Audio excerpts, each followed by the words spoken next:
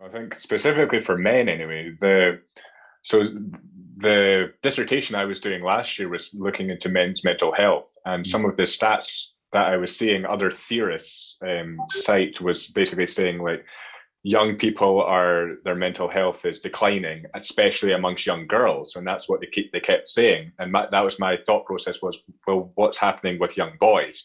And so the big difference there is it could be that female mental health is worse. It also could be that less males are willing to admit it, so that means that won't be attributed into these stats.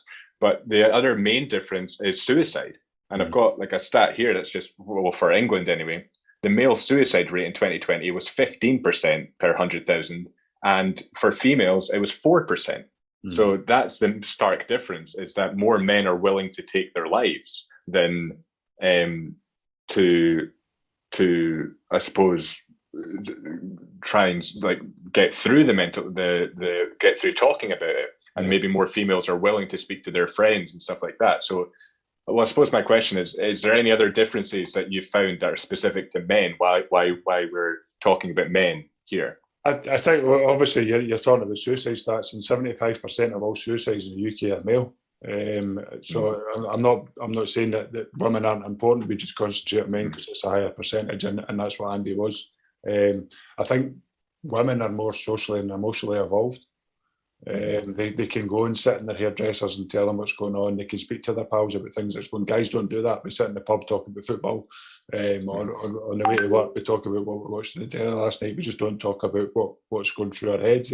And I think guys, and this is quite the model, but guys tend to use more lethal ways of killing themselves.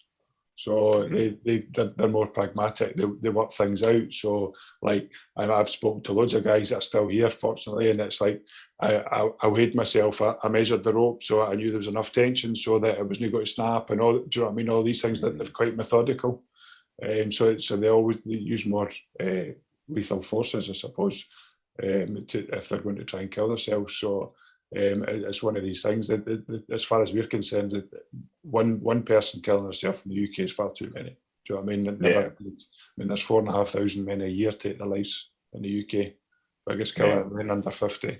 And it's brutal stats. And in a utopian world, we don't want to exist. We want guys having this conversation every day. And they don't need to come to Andy's Man Club on a Monday night because they're getting stuff off their chest through the week.